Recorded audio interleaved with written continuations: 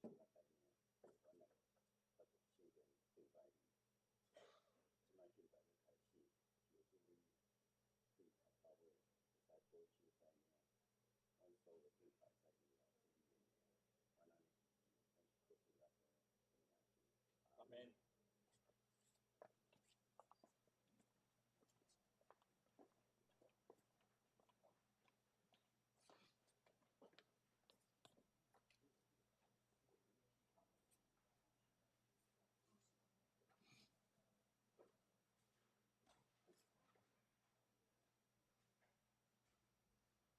礼拜要开始，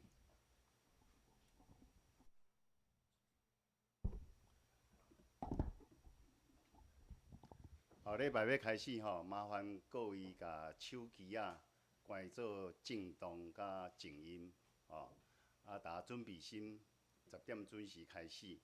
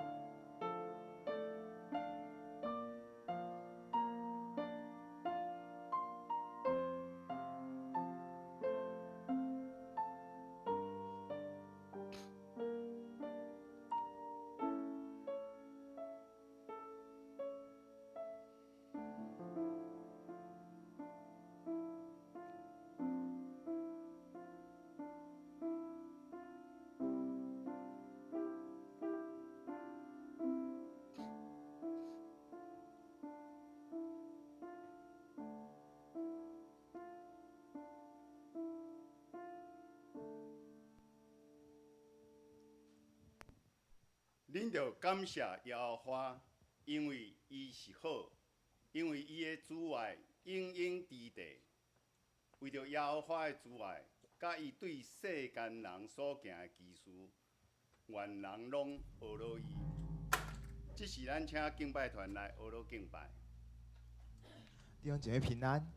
我们再次在神的面前，我们要一同用诗歌来赞美他。如果你的身体允许，邀请你一起起立，我们用2首诗歌来赞美我们的神。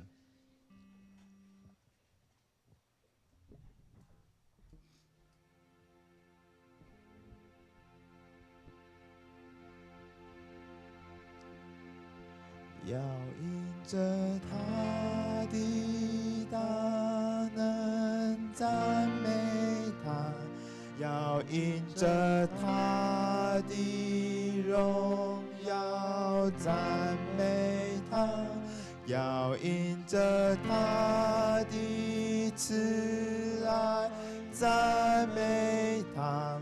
凡有气息都要来赞美他。我们用第1首诗歌，我们要赞美耶和华，我们的神是配得一切最大的赞美的。我们用拍手，用歌声来赞美我们的神。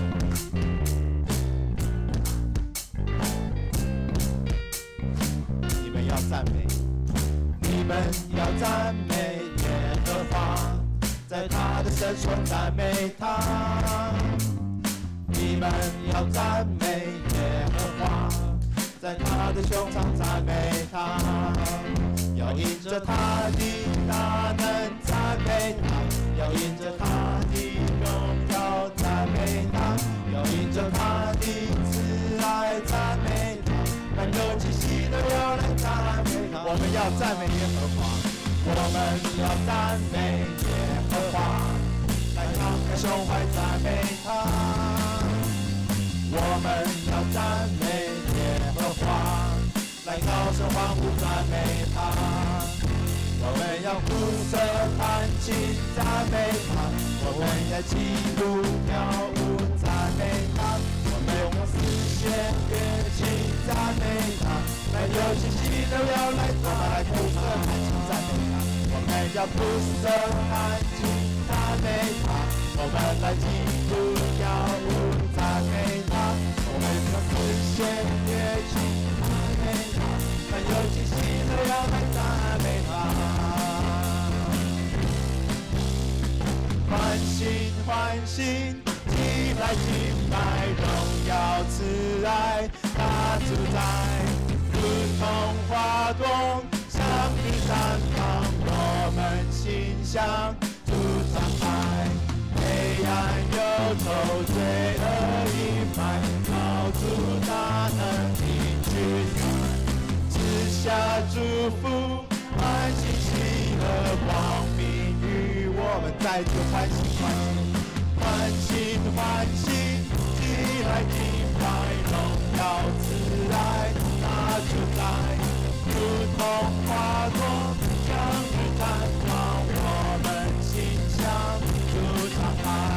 黑暗忧愁罪恶阴霾，靠主大能定驱散，赐下祝福，欢欣喜乐光明。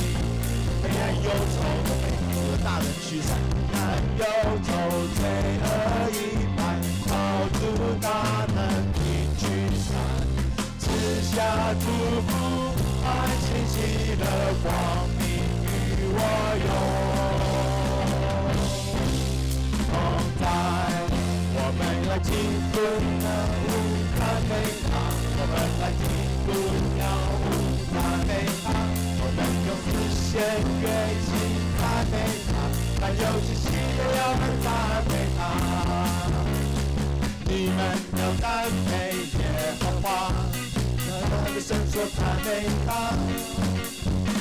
你们要赞美耶和华，在他的穹苍赞美他。要因着他的大能赞美他，要因着他的荣耀赞美他，要因着他的慈爱赞美他。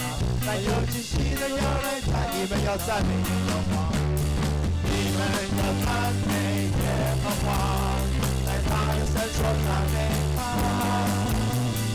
你们要赞美耶和华，在他的胸膛赞美他。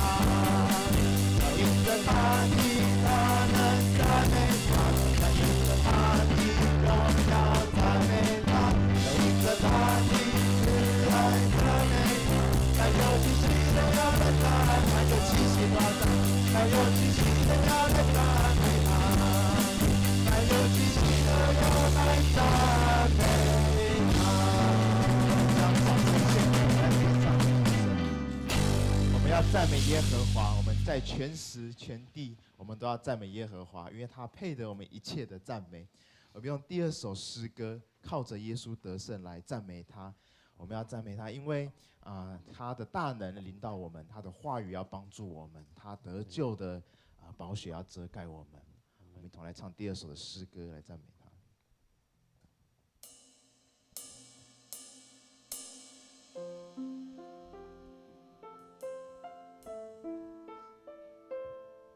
我们在神的爱中宣告，他已经得胜。神的爱中宣告，软弱的要被改变。他宣告他是我们的王，要成为我们生命的救主。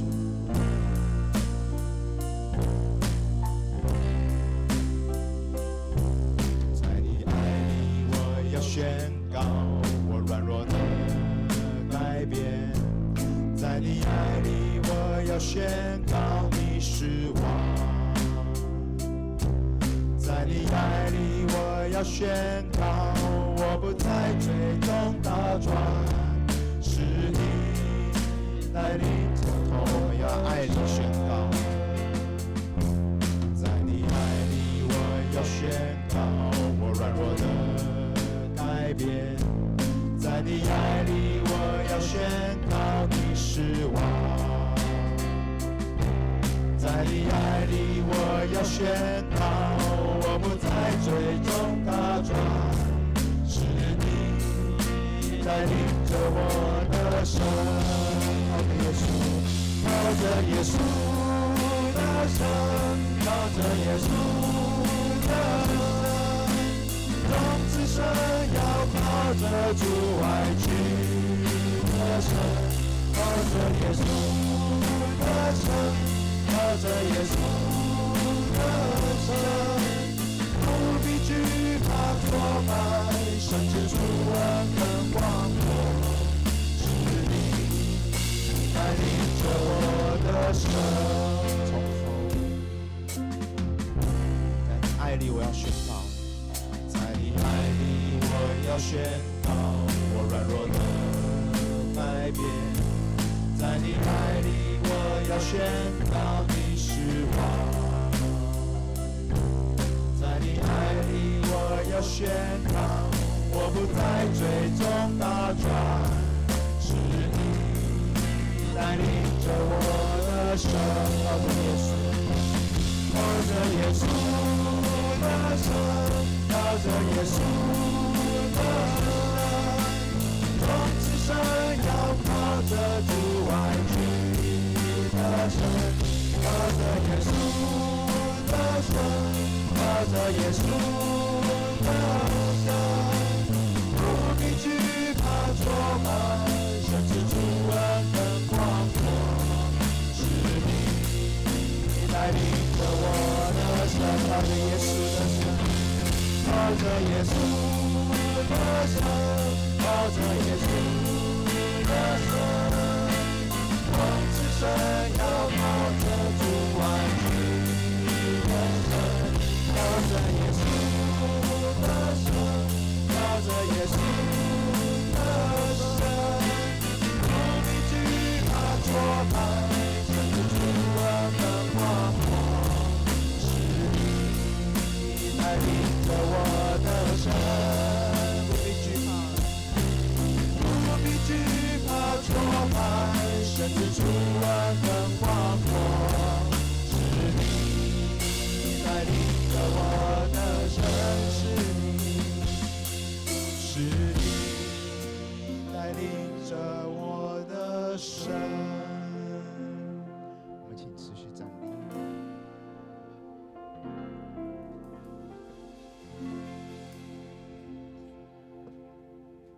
咱三个用使徒圣经来告别咱的信仰。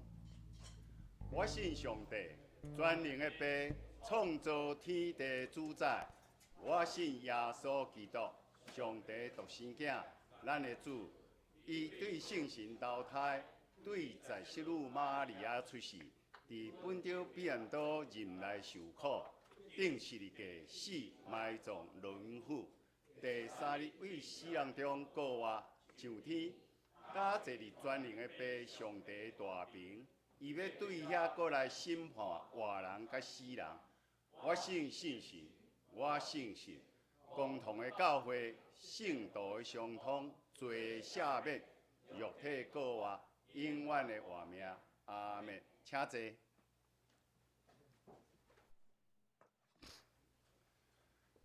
咱三甲来交读启应文39，我来刻恁来印。我阁看见有新的天，新的地。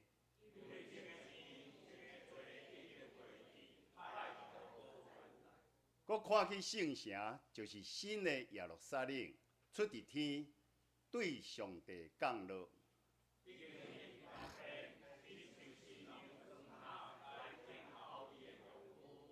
我听起大声对座位出讲：上帝的会幕伫人的中间。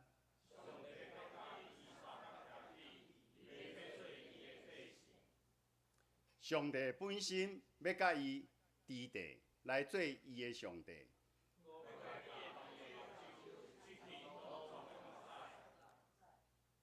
无阁有死实，也无阁有哀伤嚎叫、痛痛。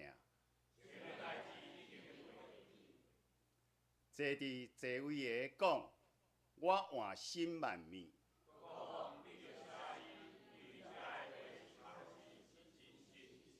佮甲我讲，已经成了。我就是阿里法甲欧米伽，是起头的，也是落尾的。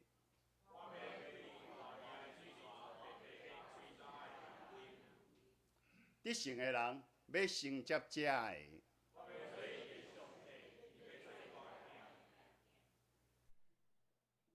咱三甲来同心祈祷。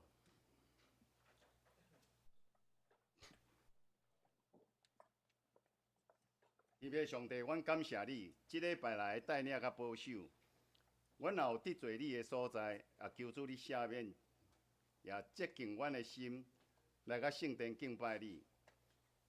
最近台湾苏澳、花莲等受到风台、水灾、土石流严重，求主也怜悯，能够即个台湾即块土地，互受灾户得到帮助。紧紧恢复正常的生活，阮也同心祈求主你医治，因为身体欠安无办法来圣殿敬拜你的兄弟姊妹，求你减轻因的病痛，得到好的医治，紧紧恢复健康。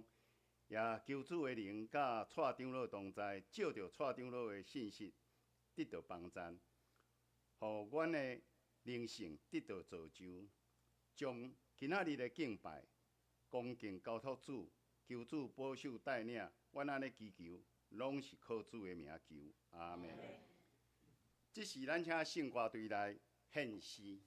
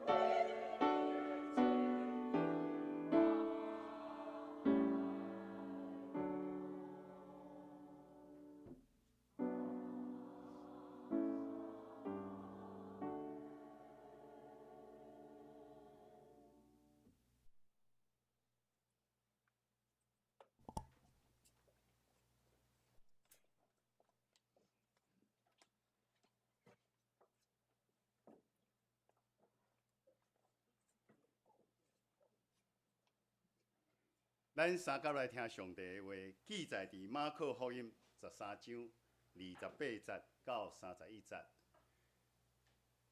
恁着学无花果树即个譬喻，当鸡卵烧发的时，恁着知夏天近啊。安尼，恁着看这事，着知是近了，到门口啦。我实在甲恁讲，即世代犹未过去，到这代志拢成，天地要废无，我的话袂废无。今仔蔡长老要分享的讲题是对无花果树看目屎。现在弟兄姐妹平安，平安，哎，看到你真欢喜。咱即阵大声为着一项代志，咱来祈祷。元午节过元午节，8月2节，伊伫人来病院，咱顶面去遐看时，骹手拢揪起来。即阵开咧喘袂离，进伫遮咧急救。咱特别为着这项事来祈祷，请咱大家闭上目睭，为着8月2节，现在目前气不顺。在急救中，我们为他特别祷告。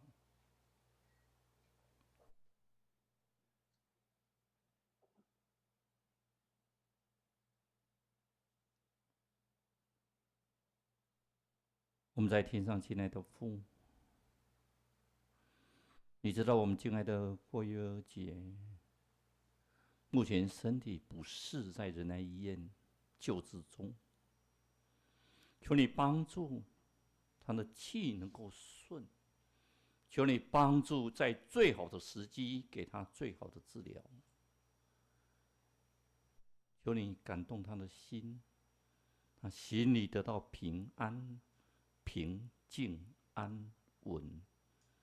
求主你给三甲地底，赐伊有主你遐来福分，叫你的时定你的日。叫你所创造水，伫伊心中种落水的果子。我伫面前来祈祷，奉最后所记的性命来求，阿免。顶面去看迄个元午节的时阵，看8月2节的时阵，不舍，那个真的是不舍，因为他已经躺在病床很久，手脚都弯曲，我觉得身体不舒服。我觉得他如果身体再痒的话，自己都不会抓，他很痛苦的一件事情。我觉得上帝都有他的时，上帝都有他美好的安排。每次提到这个的时候，就想到我当年我们童年的郑长老娘还有陈长老娘。陈长老娘蒙主恩召的时候很美。我们每次都祷告说：“上帝啊，你救他的生命。”结果他们是祷告：“上帝啊，你赶快把他接走，很安详的走。”很美的一件事情。最近有一个声音一直告诉我，一个声一直跟我讲：“蔡崇义啊，你要跟我们亲爱的弟兄姐妹讲，现在是个末世的时代，这是一个末日的时代。”末世时代也未到，但是得要到啊！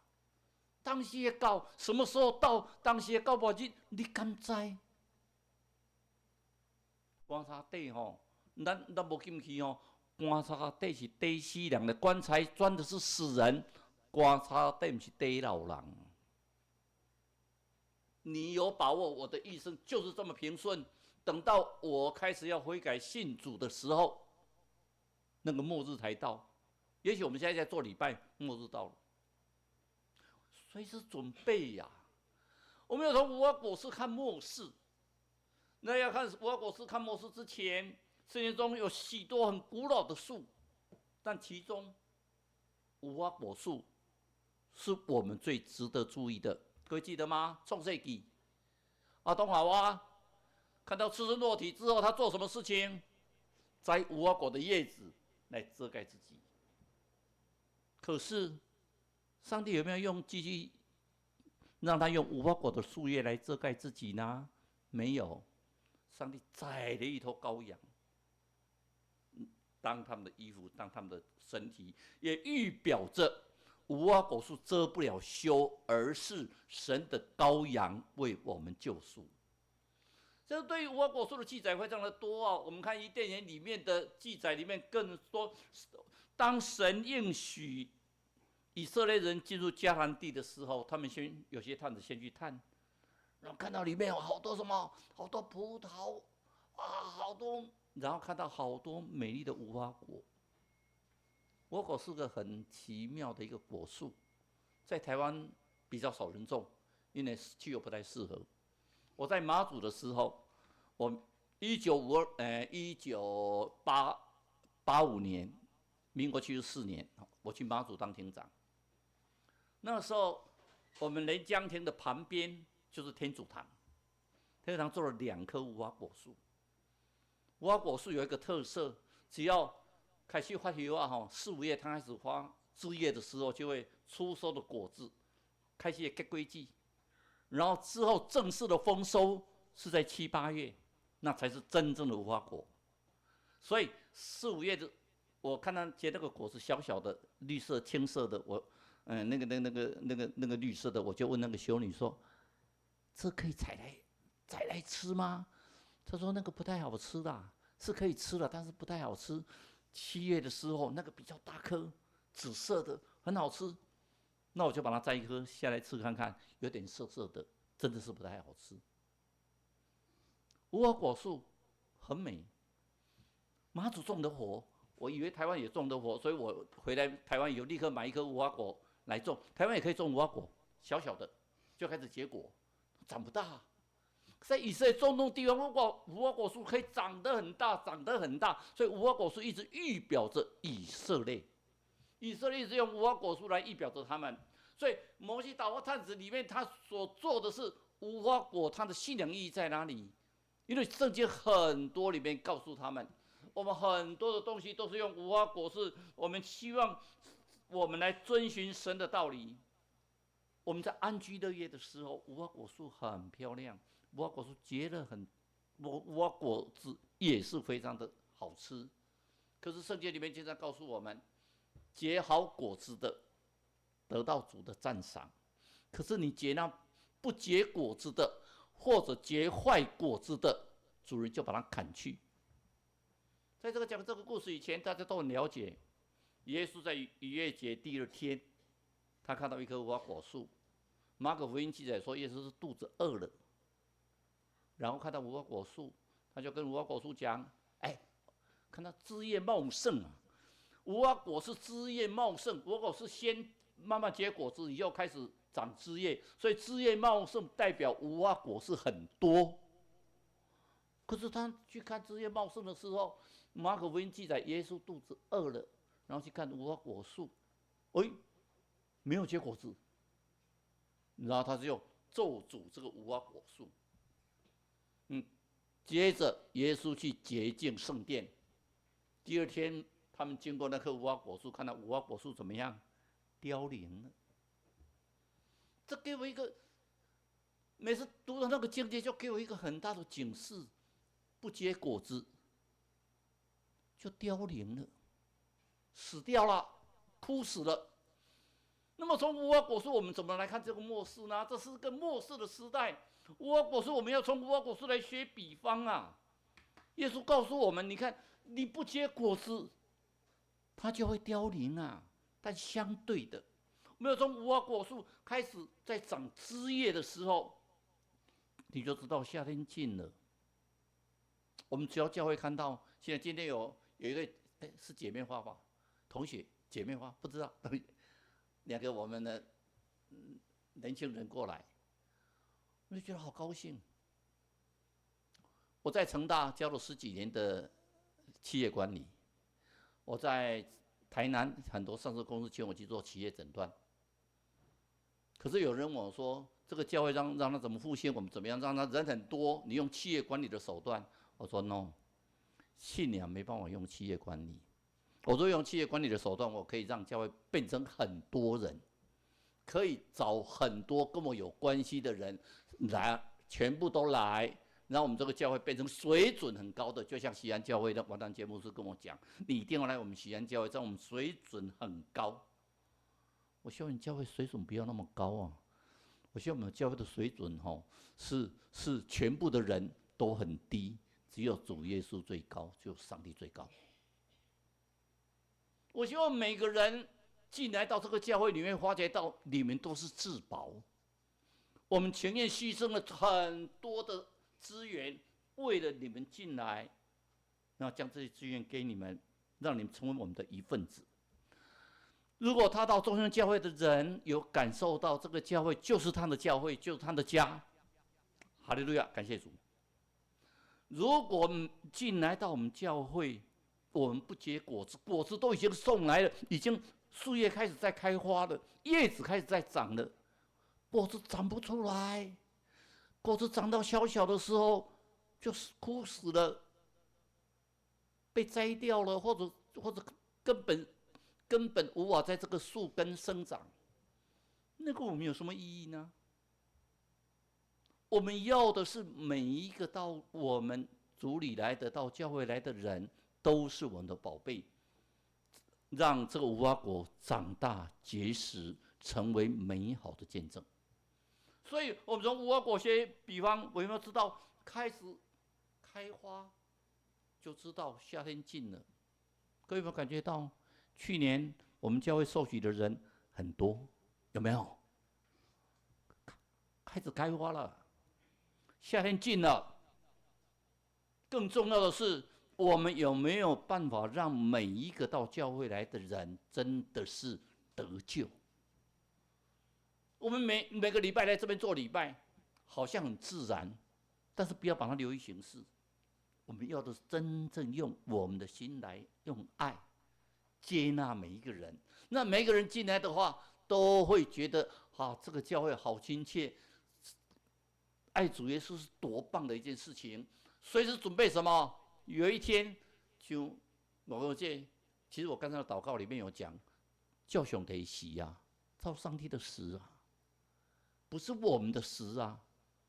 有时候我们说你们基督徒的祷告很奇怪，我们祷告都说主耶稣基督，你一定要治好他，一定要让他得到医治。我反而有时候祷告说，照上帝的死，让他成其美好。上帝都有他的时还没有到，就是上帝借着他的手医治着你，时到，上帝也快快乐乐让你在天堂。就像刚才我们的祈愿文里面所讲的，不再有哭泣，擦干你的眼泪。所以这个那些日子是没有人知道的。我们都经常有预言说末世的时候什么时候到，比如说启示录第7章跟第14章里面有提到144000个人得救，那么有人就说144000个人是12个使徒，加上那个以色列12个支派，12乘以12，在1000年如一日，再乘以1000，就144000，都不要自己去解释，因为我们都不知道。可是我经常在想一个问题：得救怎么是144000个人而已呢？那144000个人，我们全部会不会得救？我每天祈祷上帝说，我们中心教会的弟兄姐妹们每一个人都得救。我很期待我们每个祷告，我希望来到中心教会每一个弟兄姐妹都得救，得到永生。如果144000个，拜托先把我们保留名额，让我们先名额保留下来。不好意思啊，我不是说别人不对，只是说先把我们保留我们的名额。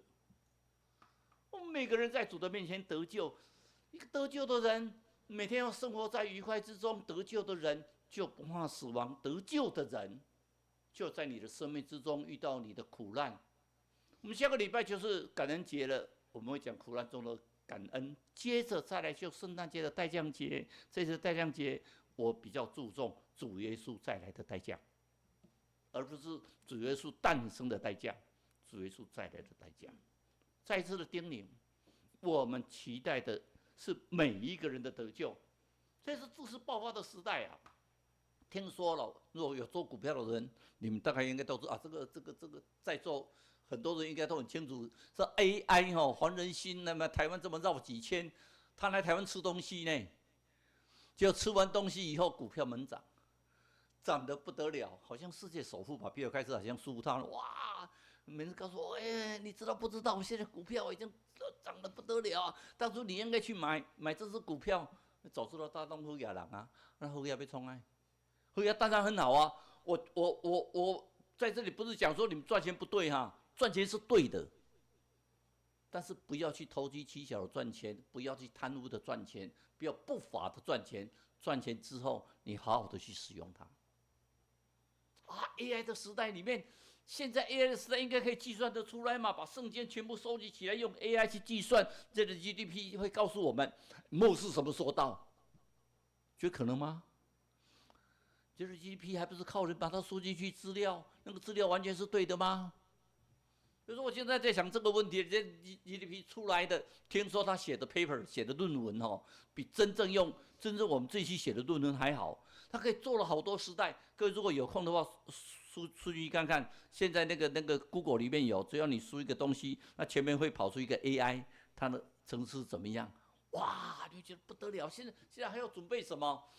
连讲稿，那讲到稿，那个我儿子跟我说，升学生要讲到的时候，都会把他要讲的东西写一写，然后数据接着 GDP， 就给你写一篇讲稿好棒的讲稿出来。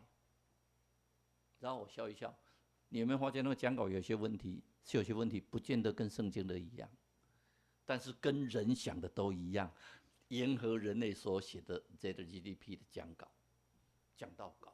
所以准备讲到稿容易吗？容易，但是也不容易。什么叫容易？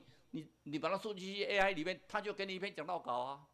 可它不容易，是不是真正符合主的心意，真正符合主的需要？我们从旧约里面，我们来看这些末世里面，在以赛亚书里面，神要惩罚仇敌的时候，我们称为它是末世的诗歌。神最后的愤怒，他说：“列国啊，你们要进前来听啊；众民啊，你们要侧耳听啊。”就是告诉你们要注意听啊，因为耶和华已经愤怒了，你们一直不听他的话。耶和华的愤怒一次再一次的跟你们要归向耶和华，要归向上帝，要归向神，结果你们是归向人。你们好像躲在温室里面，互相在取暖。你们没有真正把你们的心放在神的前面，你没有把你们的前途放在神的前面，你没有把你的工作、你的事业、你的家庭放在神的前面，而是放在人的前面。就像人要快呱呱落地，人已经快受不了，快坠到地上的时候，才突然喊说：“哦，上帝啊，救我！”那为什么你不要开始觉得不对的时候，就开始要上帝救你呢？我们接着到最后绝望的时候，才要祈求上帝。我觉得上帝好累哦，他等到你们实在是绝望的时候，才要祈求上帝。上帝好累，所以他说：“你们这些万象里面，你们如果完全不遵守神的话，要像葡萄树的叶子残败，要像无花果树的叶子残败一样。”接着无花果树比喻啊，我们看看，耶稣有讲说，无花果树虽然是死掉，虽然是枯萎的，但是有一天日子到，它会重新发芽。为什么现在对末世有一点紧张，有一点期盼？但是还有一点要跟各位分享：1900年、2000年，各位有没有看到一个民族受到任意的破坏？全世界在四散，然后这个民族竟然无花果树又长芽出来了。耶利米所讲的都长芽出来了。以色列复国以色列那个复国的时候，全世界的人都震惊，因为这是圣经所讲的。我们经常在讲说，耶稣告诉我们：你们要注意，你们要注意，你们要注意，你们要看到迹象，你们要看到无花果开始发芽，那个就是日子到了。可是我们有没有注意？以色列复国了呢？以色列复国呢？无花果树开始发芽了。以色列复国跟台湾有一点点不一样，也有一点点一样以色列的科技非常的发达，以色列国家虽小，打遍周围各国。台湾虽然受到有人要打，可是台湾用另一个角度，有人也在开玩笑，打台湾也不那么容易因为台湾的科技也很发达。可是我们这样就自满吗？我们台湾就无所谓，我们科技很发达，就像我们教会没问题，我们教会很兴盛，我们新的会友越来越多，我们都已经邀请能够来的会友，我们都邀请过来。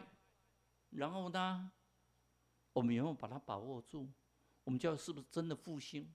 有没有在神的话语里面？其实我们的教会里面，让我觉得最感动的，我不是说别的不感动，最感动是关怀站。一想到关怀站，你想想看，这些同工们、长职同工牺牲你的时间，来让会外的会友能够进入到教会，陆续的进入到我们的崇拜里面。纵然没有，他能进入到教会，那是得救的一个征兆那是无花果树开始发芽的一个征兆我们的关怀站里面，你看我们有多少的会友里面开始接受祷告，开始甚至包括现在还没有来做礼拜的人身边，还会请我们帮他祷告，多美的一件事情可是不要忘记，来参加关怀站的同工，这些长职们、这些老师们花了多少的心思花了多少的钱花了多少的时间但相对的，上帝积累他们所做的。所以末世的征兆跟无花果树当然是有关系的嘛。那无花果是不是那个预告弥赛亚的来临旧约时代里面讲的就是弥赛亚400年，他们在等待，从马拉基书开始一直在等待弥赛亚的来临，一直等待弥赛亚啦，等弥赛亚来。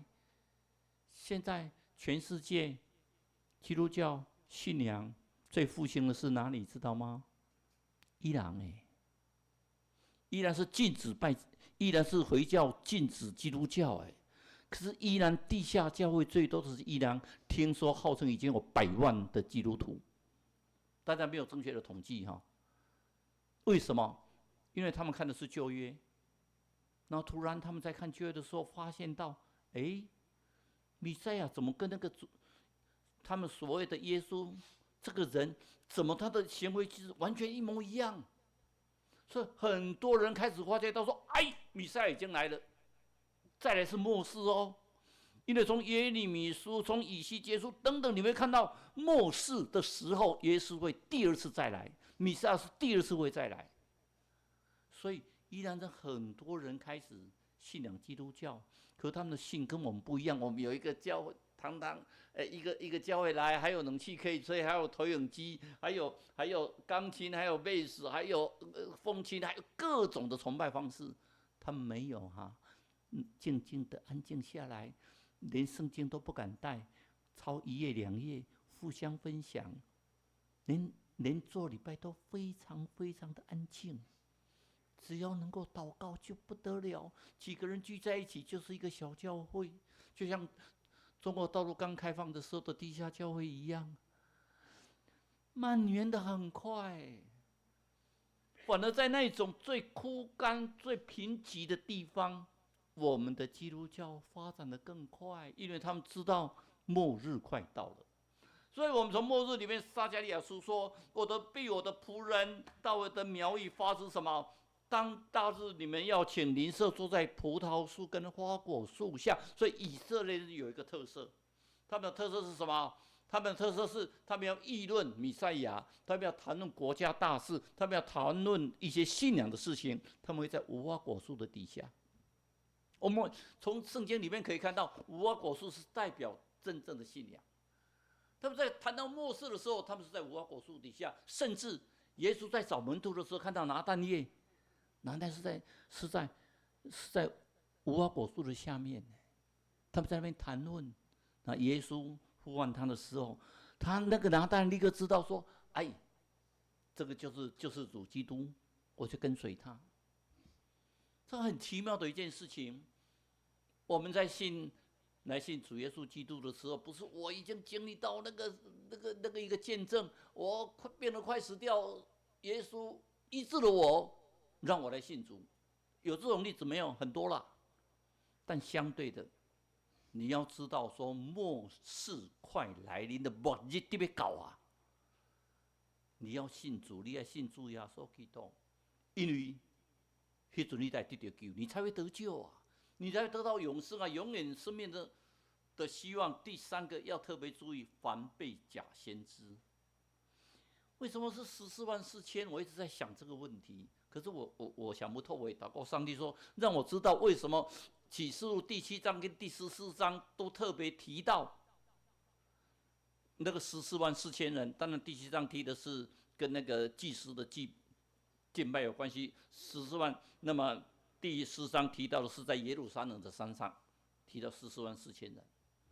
但不管怎么说，为什么只有144000个人？现在地球有70亿个人，你的福音要传遍全世界，70亿把它1/10好了，也有7亿，也有7亿吧。所以相对的104000人怎么来呢？我慢慢觉得说，更重要是什么？你有没有防备假先知？这个时代里面开始有人在高举着，我是先知，我是使徒，我是最有名的牧师。我们已经慢慢不再崇拜主耶稣基督，而崇拜这些牧师、这些教主。很多的宗教都是这个样子，非常的先进。越先进的宗教，你会发觉到说有一个共同特色，他们很崇拜人。佛教也一样啊，崇拜人的宗教都非常兴盛，就像那个妙天妙禅一样啊。反而你是很规规矩矩的照那个整个的他们那个经书里面的，不会得到崇拜。我们相对在马太福音的时候一再告诉你要防备假先知啊，主耶稣基督说你们要防备的假基督、假先知啊，他们外表披着羊皮的狼啊，他们跟你讲，你们要听我的话，我的话才有用，你们要怎么样？我都是以我为中心呢。所以耶稣基督告诉我们了，什么荆棘里面怎么能够摘到葡萄呢？那蒺藜里面怎么能够摘到无花果？那个都是被杂草，那个都是荆棘，整个都淹没了。如果我们是荆棘，我们怎么能够得救呢？这是一个很重要的一件事情。所以马太福音说，凡称我主啊主啊的人，不见得都能够进入天国啊。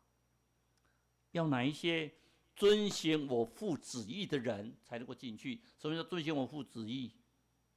先求神的国跟神的义，照神的旨意。你是在你的这个 group 里面，大家相处好快乐。我觉得你们来中心教会一定很快乐嘛，对不对？那梅姐看到我就啊，好快乐嘛，对不对？来教会是不是很快乐？来教会是不是很快乐？哎呦，奇怪，你们怎么都那么没有胆呢？是很勉强还是怎么样？我又不会审判你们，我又不会怎么样，对不对？可是我们是很快乐啊。就像那个今天那个吴长老看到我说什么？看到我好像后面比较消瘦，我说没有了。你看那个周长老也是很消瘦。他虽然现在好像 AI 大潮，我不晓得你有没有去买 AI。不管怎么说，我是认同啊，我高兴啊。但相对的，我不否认我是真的是比较消瘦一点。我有一些事情我觉得急呀、我有一些事情觉得说应该急着跟各位分享啊，因为希望你们永远得救啊。没有防备那些假先知、假基督给你们讲的信息，不是真正符合主所教导的信息。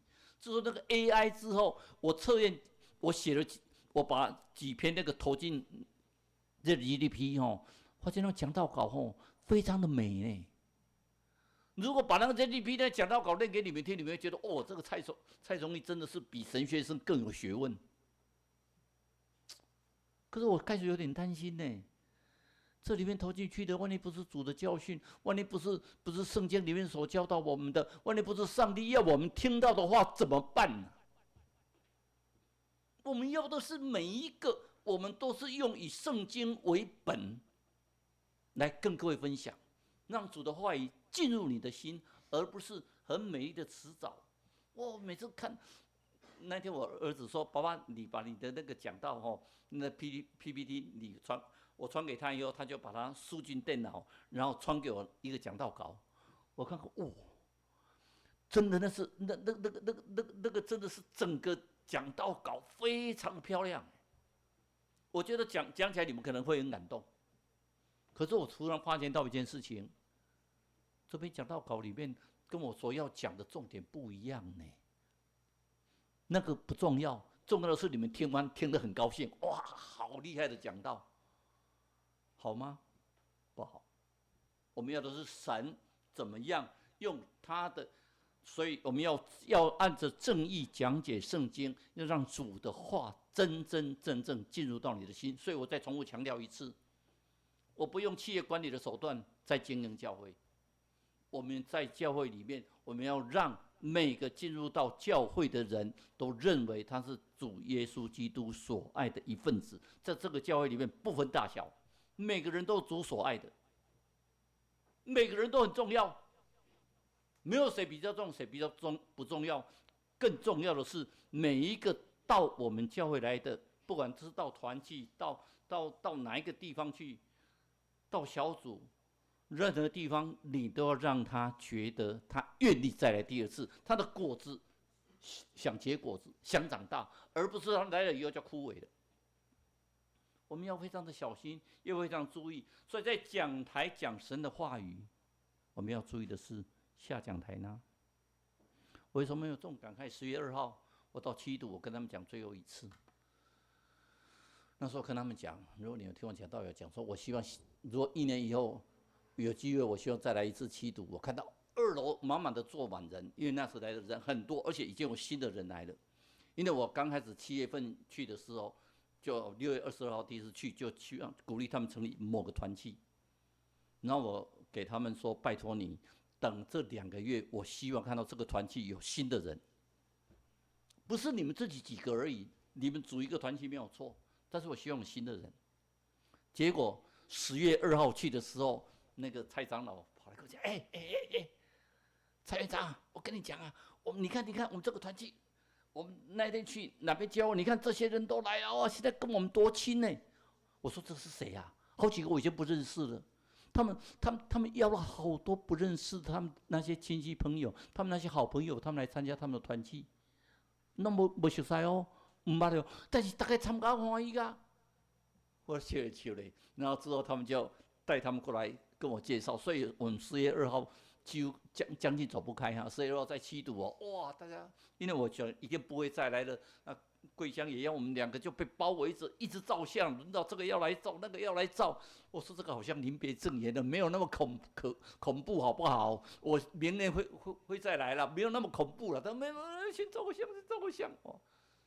尤其我很感动的是，那些新来的人看到也很亲切，感觉他们已经融入在这个7堵教会，所以已经看到1楼已经满满坐满人，所以我说2楼，我要的是2楼能够坐满的人。所以相对的，我们在讲台所讲的话，下讲台的时候，我在这里也互相做一个自我的勉励。我在这里所讲的话，我下讲台自己要能够做到。我真的爱你们，各位亲爱的弟兄姐妹们，你们都是我所爱的家人。我希望我下讲台也一样，你们就是我所爱的家人，每一个都是，包括你们新来的2个。都是我们的一家人，你来这里就是我们的家人啊！你要来这里，你每个进来的时候，你会发觉到，你们到这里都像回家，回到家以后，心里很坦然，有什么事情凡事都可以交托。朋友讲说，那个葡萄树如果栽在，就像葡萄树、无花果树栽在土里面3年都不结果，做什么事情？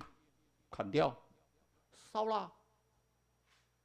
我们现在觉得有时候一边觉得说有点不舍了，可是一边又觉得说有点安慰，是我们开始受洗的人在增加了，我们有很多新的会友，而且这些人已经又融入我们里面了。那是多美的一件事情。这些信赖的人融入我们里面，是比我们在里面自己聚会更重要。为什么？那才是结果啊！你有没有结果？你找人到教会来，对我来讲，我们从小到大都觉得不是难题。你们叶江长老，我们周遭所有的朋友全部都到教会来了，几乎没有漏掉一个。而且在教会里面这么长久以来，在教会里面都慢慢担任一些比较重要的职务。不要讲别的嘛，那个叶江长老的对面就是王文章他们家嘛，他们家里面他们也全部到教会来啊。乡下呢，你不是大家很生活很舒适的时候来呢，你来的时候一直那个散屁屁的呢。既然常常咧讲一句话，讲你若讲啥，几日食几顿啊？九日食什么顿啊？哦，他说他们那个他阿公那个时代哈，散屁屁听得懂吗？穷得要死，9天吃11餐，会不会算？9天哦，吃11餐，只有2天能够吃2顿，其他都是3天好，应该2天3天，你数学系的你们自己去算哈，其他都是一天只能吃1餐呢。可是，各位有没有想到，那个那么穷的地方，竟然因为台积电说要来设厂，那个地方的地贵得一塌糊涂。所以你不要小看它，我们的叶基安跟王文清他们都好野人，那光靠那个地都是产条啊，都好野人。但那个不重要，半开玩笑，对他们来讲，他们也是奉献而已。但相对的，我们要知道。我们要结果子啊，很重要的，你遵循是上帝的旨意还是你的旨意呀？我在强调，我们要的是上帝的旨意得成，上帝旨意的家，得人去就的天人。你们要不要让我们的地上，我们来这里的每一个人都享受到天国的乐趣？等你的困难，上帝替你，耶稣替你担当。还是照你的旨意，我还用这方式，予迄个圣国队员足侪人，予这上团嘅真侪人，予办总统真侪人，可以哈，但是不要忘记照着上帝的旨意哦。上帝旨意特别跟你讲什么？你要得人如得鱼呀。上帝不是叫你想说你就围炉一样，你在这边可能你呀好温暖哦，可是上帝要叫你得人如得鱼呀。找人来，我们50年来都觉得不是那么困难，可是把人留下来才是困难。我再强调哈，找人来并不困难呢。咱的离地路里念者，计程车都咧找人，离地路念者计程车都咧传福音，迄个计程车司机一直当找来教会啊。但是相对来讲，一旦老多教会来了，他觉得这个教会就是他的家，那个才是重要啊。我们要征战，要得人如得鱼啊，这个才重要。最重要的是要注意这些征兆啊。我们今天念的福音，念的经文告诉我们，你们只是看见这些事情成就，就知道人子近了，或者说神的国近了啦，正在门口。他又怎么讲？啊，恁着看这书就知近啊啦，到门口啊啦，快到了啦。以色列复国的时候，我就吓一跳。可是我那时候感受没那么深。等到马太安冲抓下来19个死亡，5个失踪，我开始在调查。当然，天灾，可是不排除人祸啊。隔没多久，这个教训还没结束，明利村又被淹了。所以投诉不断，我那边接到的澄清书不断。昨天各位有看到一个蔡学良案有没有？我有一个蔡学良案，10几年前在军中，还说被65K2步枪自杀。那天我就拿那个65K 步枪量那个尺寸哦，要自杀不简单呢。你知道65K 步枪很长呢，你还要去扣扳机耶，放在嘴这样啊，哦，那个不但姿势很怪，不见得扣得到扳机耶。好厉害哦！这样能够这样结案，然后让他妈妈19年来几乎奔波的四处澄清。那天呢，我这边哭了很久，我说我帮你立案。这怎么可能呢？6K 步枪那么长的，你想想看，塞在你的口里面自杀，你是不是要按扳机？按得到吗？按得到都是问题。然后整个口，你那个，我们都当过兵都知道，那个火星帽就是那个枪一打下去都是非常热嘛，所以那个枪管那打完之后不能摸，摸到的话就立刻烫伤，对不对？按照你的口都没怎么样，连牙齿都没掉一颗，好厉害哦！所以我就本来是在半年前发命令给那个台东地检说要重新调查，台东地检跟我调查半年以后跟我讲说，这个我们看起来都没什么错，好了，你们不调查就我来调查好了，因为我明年7月31号就任期就到，我不赶快查也来不及了，因为我就说这最简单的事情，那个。你说用手枪自杀的那个还看起来比较像一点哦，当然用什么自杀还不知道。你用65K2步枪，那个真简直是笑话嘛！你去看看，你拿一把吉他就好，拿一把吉他，然后用在你的口里面，把吉他弹那个最下面那个音弹看，那像扣扳机嘛？弹得到吗？就算弹得到，那是什么姿势？那头部爆炸掉，就能这样结案呢？所以我就查，那国防部一天到晚查，昨天听说很紧张，整个都在动员，开始解释整个现状。有什么好紧张？怎么样就怎么样嘛，事实真相是什么？所以我们要知道，你看见，所以我们随时注意耶。这末世征兆快到了，我们随时注意是什么？有没有注意到无花果树是不是已经开始发芽？各位没有知道中心教会开始在发芽了哦？有没有感觉到？就我们开始在发芽了哦。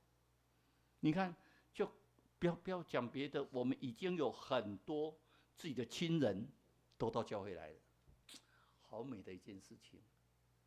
每次看到我们自己把自己的家人带到教会来，好美；把自己的朋友带到教会来，好美的事情。可是这代表什么？开始在发芽了哦，发芽了哦，发芽！你要看到它发芽，看到树叶在发芽，就准备要结果了。你不要让看到树叶在发芽，然后没有结果，然后说没办法啦，这果子自己不结啊。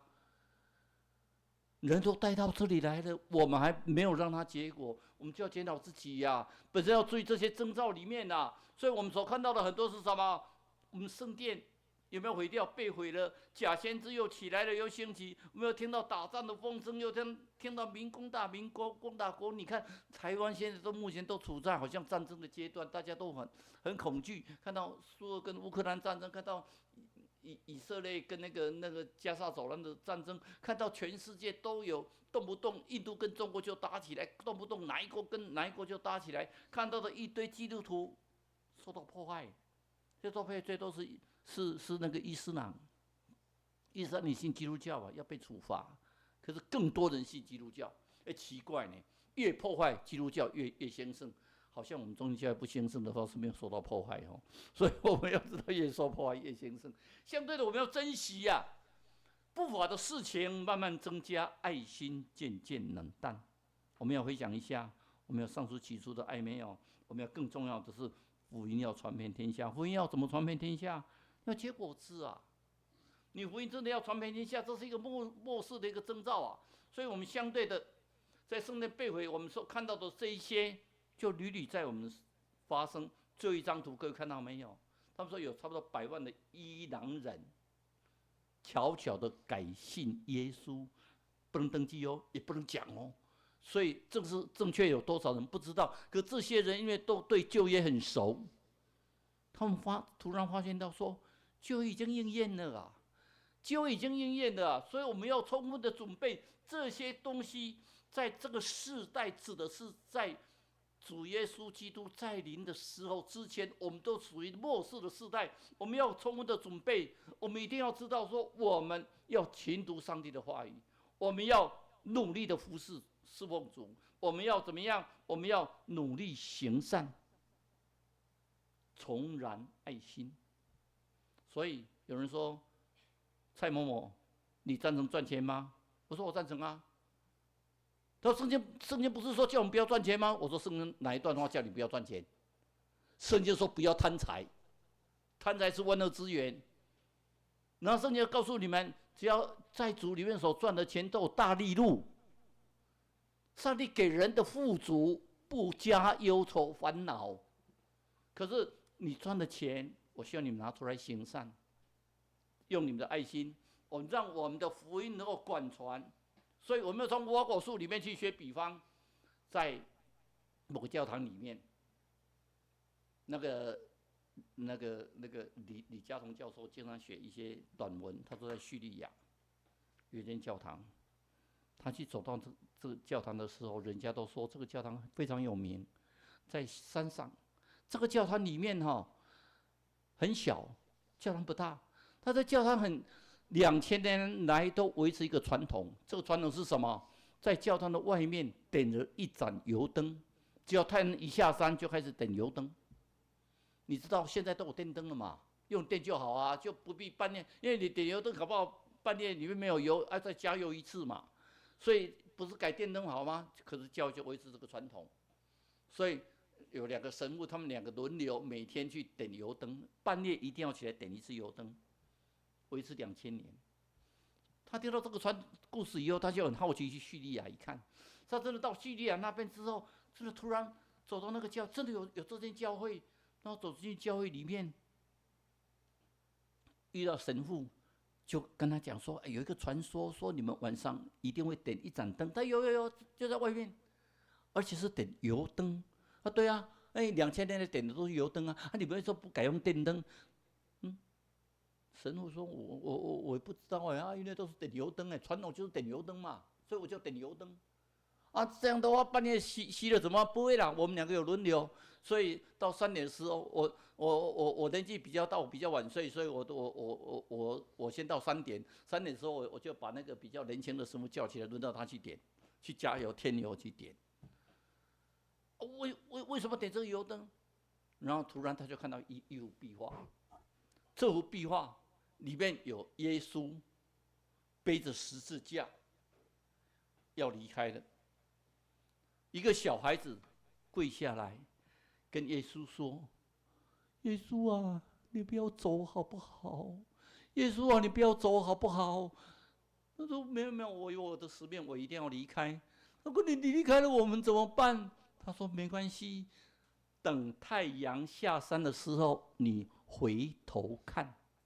等太阳下山的时候，你回头看。所以李亚东就说，因为那个教会很小，那个山也不大。”他就走到那个山坡上面去，那时候已经15点了，晚霞开始，太阳下山，这边是海，这边是山。太阳下山有刚开始的时候，觉得一片的黑暗，会有恐惧。突然神父出来了，点油灯，开始亮起来。他往过头一看，那个小教会里面油灯开始亮，就看到村庄里面一盏一盏的灯亮。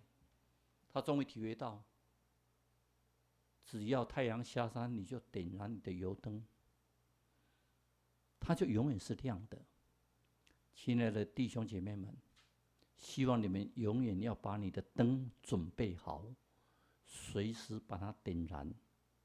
因为白天你不必用到灯，可是等太阳下山的时候，记得把你的油灯点燃。我们一起来祷告。亲爱的天父，我们感谢你，那么在这里能够将我们的油灯点燃，让在末世的时代里面，我们能够看到无花果树的发芽，让它发芽结果，让无花果树成为我们信仰美丽的象征。求主你照顾我们，求主你特别照顾每一个到中心教会的，不分新会友旧会友，每个都是主耶稣基督最至宝的家人。每在主耶稣面前都蒙到主的恩典。我们这样祷告，奉主耶稣的名求，阿们。我们要来唱一首回应的诗，这首诗是台语诗《康外唱》，林宗义牧师所做的一首诗，用台语唱啦哈。如果听不懂台语的，你就看那个歌词，你会看得到。我们先请弹一次，我们看那个歌词，一边回想一下，你这辈子有自己做主，还是让主耶稣牵你的手而走？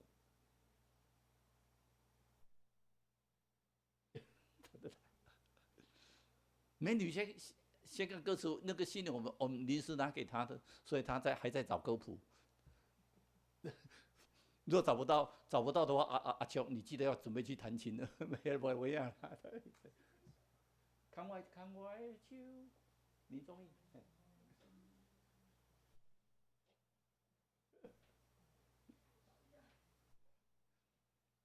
因为你想到要唱这首歌的时候，实在是心理上有一种莫名的激动。我们这辈子多少的时候没有让主牵着我们的手走？多少的时候，我们主耶稣基督在前面叫着我们，把灯点燃，把灯点燃，要做光做盐，把灯点燃。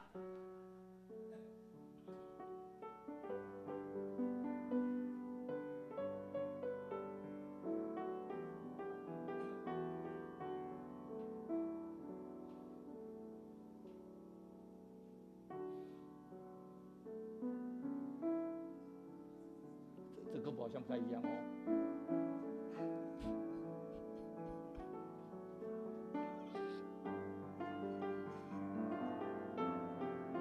对了，来，我们先坐着就好哈。恳求我的主啊，请你莫离开我，这条路我搁爱行。我需要你来作伴，看我的手，我的主啊，请你莫离开我。有时我袂行，有时不知安怎行，有时敢若听袂着你的声。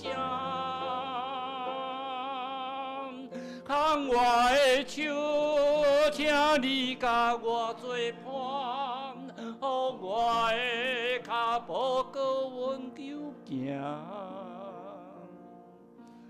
行到你的面前，听到你的声，甲我讲，你爱我的囝，牵我的手，我的主啊，请你莫离开我，这条路。我搁爱行，我需要你来作伴，牵我的手，我的主啊，请你莫离开我。有时我会惊，有时不知安怎行，有时敢若听袂着你的声。牵我的手，请你甲我作伴，予我的脚步。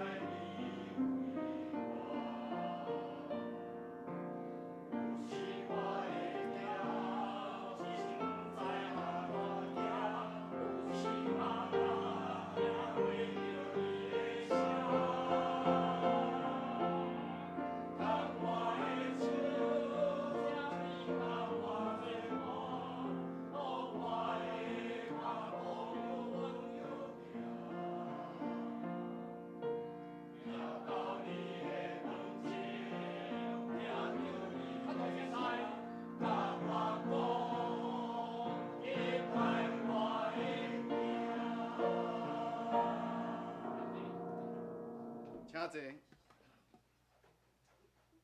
请咱准备心来奉献。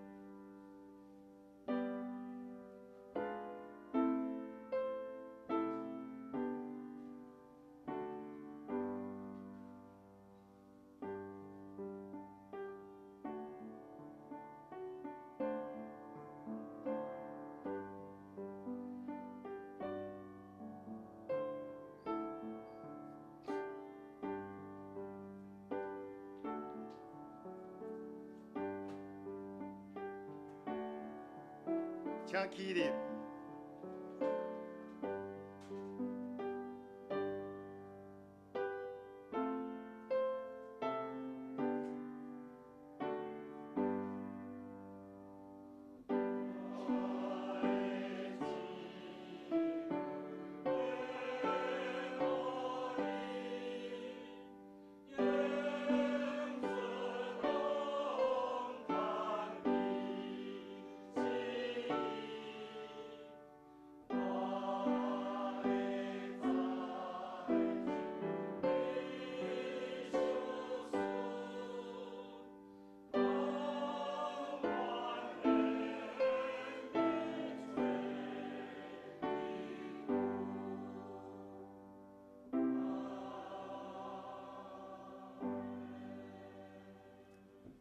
咱游玩起来，3角来吟圣诗399首，吟一遍。吟诗后，请蔡长老祝祷。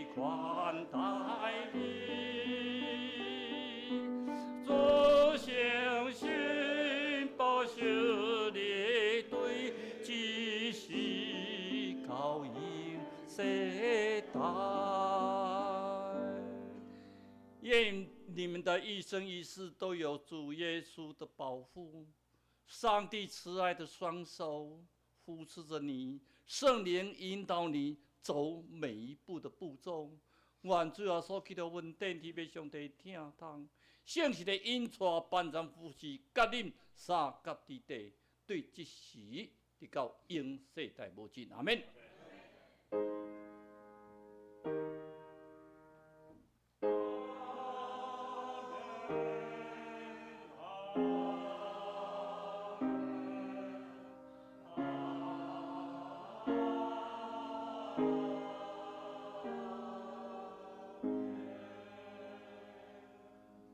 请坐。伫报告前，咱来介绍一位新朋友，李颂恩，伊是闽家的朋友，我们欢迎你，欢迎请坐。后礼拜有事奉的，请准备心。本日礼拜后小组分享加来读书6章7节至18节，提多书第1章3章8节。本日聚会后，请兄弟姊妹一同参加教会圣诞布置，邀长老附上伫后礼拜家庭礼拜2点半，会当参加的，请今仔日来做布告栏来做报名。本周11月16号甲11月22号，新安宫读经的进度，提多书3章9节、15节，以斯拉记第1章第6节，第1章啊第6章。咱也为着身体欠咱的兄弟姊妹代祷，恳求伊扶持经过艰难的时刻，为着小甲、萧树林一家甲黄胜利一家，为因的身心灵共同代祷。咱即摆请泽博执事来讲解小组分享的经节。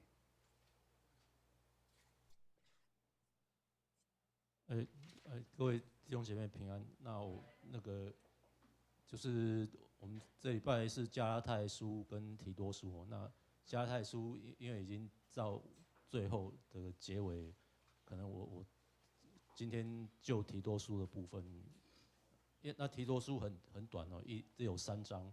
那它的跟那个提摩太前后书，它是被一起称为教牧书信。他就是在讲到教会治理的问题，然后也是保罗，他就说，他写给就2个他的算是他的子弟哈，就是一个是提摩太，一个是提多。那我们今天讲这个提多呢，他是希腊人哈，那然后他是在保罗第一次宣教的时候认识的。然后后来他带着提多，就保罗带着提多上耶路撒冷去开使徒会议，那就是做了一个很重要的决定，就是外邦人可以不需要行割礼，那但是就是要禁止外邦人吃带血的肉，跟还有一些其他的就是比较基本的，就是不要太野蛮的那些。然后，那这本书它是写的时间大概是在，跟提摩太前书是差不多的时间。那是在保罗他在罗马的地方，他第一次被抓然后有放出来，那然后他又带着提多继续去宣教。那就在克里特岛的这个地方设立教会，那所以提多他就把提多留在克里特岛的教会，在这边就是做这个教会的这个巩固的工作。那所以我们今天看这整章就是整卷书哈，它的重点它就是在讲到提多要教导哈。在讲到教导的事情，那另外又讲到要行出来哈，就是一个重点是说要努力的教导当地的会众，那另外一个是教导说你本身提多你要做一个榜样，哦信徒都在看你了，哦然后提多书它有一个特点，它很强调福音的纯粹性哦，它一直里面会很多次出现这个福音纯正的福音哦，然后还有第2个是强调善哦，就是行善的重要。那当然这个行善并不是因为你出于行为哦，你借着行为来夸口说我是好人哦，而是上帝拣选你，怜悯你，那然后让你可以行善。那然后他的教导就是第一章，他第1个就是先设立所谓的教会的监督哦，就是教会的领导监督长老还有执事，他们的条件是什么？哦，那这个条件跟提摩太前书有很多是很类似的地方。那就是提摩太前书的第3章的地方哦，那边我们也可以做一个比对。其实我们大概教会都有按照这个教导在执行了。哦，那有讲到然后第1章就讲到长老嘛，然后还有执事。那然后在第2章的部分就是在讲到这些教导哦，就说第一个有2个重点啊，一个是在家庭里面要怎么做，然后在社会上要怎么做。哦，就它是针对每一个人哦，就是那个应该说怎么讲，因材施教啊。那个男生你那个男人在家里要怎么样哦，女人在家里要怎么样，老人，然后还有少年人哦，就是各个族群都有他的这个提多都有，就吩咐提多要怎么样来劝勉人哦。好，那然后那个在第3章一样哦，他又一样，他其实里面还是会有很多讲到，就是我们在别的书信会看到的，就是保罗他对这个福音的这些一贯的思想哦，我们都可以从里面看到一些影子。那也其实提多书也刚好那个呼应今天我们蔡长老讲的很多那个重点哦，就是那个在当时教会也一样会有出现的问题哦，说要防备假先知啊，然后那个就是不可分党结派啊，然后另外就说那个你说我们所宣扬的，我们自己要行出来哈，因为就是教会内你自己做，就是当然我们所说做见证嘛，那当然就是不只是口说，那也是用行为来那个做这个为主做见证。那还有讲到，那当然最后就讲到那个也是呼应蔡长老，就是那个教会的治理的问题。对，那后面就那个最后就是讲到保罗他之后会还要就是我们知道保罗他后来就是那个在就是之后他就要跟提多再去会合，然后要去西班牙最后一次的传道啊，他这是到最后就是问安的一些那个，那大概就是这样子。好，谢谢。请圣乐队来唱祝歌。